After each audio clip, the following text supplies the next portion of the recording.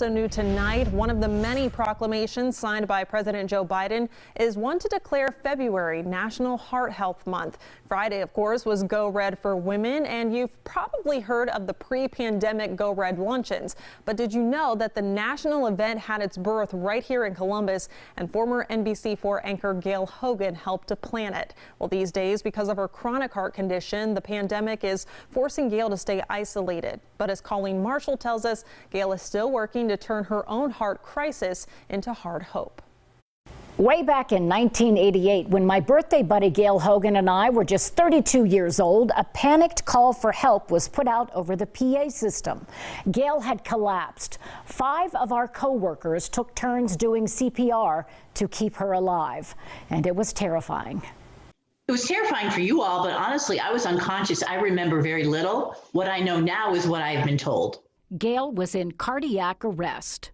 It took 35 minutes for medics to get there because the medics in 1988 weren't at every fire station like they are now. Gail's heart had a rhythm irregularity. It just keeps beating. It's like it quivers, you know, so nothing's happening. And if you don't get CPR and it doesn't get back into a regular rhythm, you will die. And if you don't die, many times you will have brain damage if people don't get to you soon enough.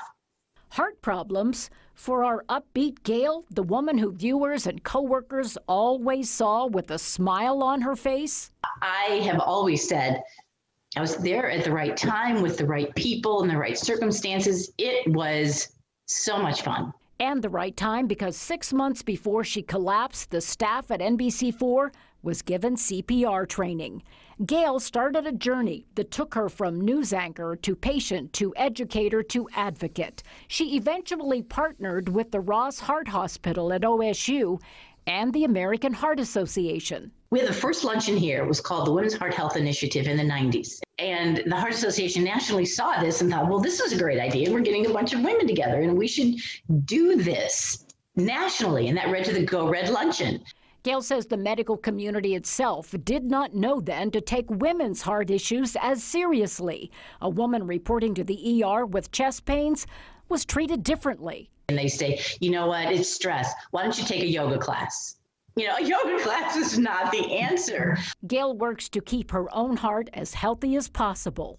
I have walked at least 5 to 6 days a week for over 25 years because I had to figure out a way to exercise with young children. How was I going to do that? I got it before everybody else. I took the dog and we walked. And she works to educate and inform the rest of us. I have made it my mission, my passion, especially around women and heart disease, to get us recognized by the medical community, by women themselves, and to know what to look for themselves. All that gave me purpose to take my mind necessarily off what I had and be able to do something good with what had happened and hopefully do good for other people so that they can learn how to take better care of their health.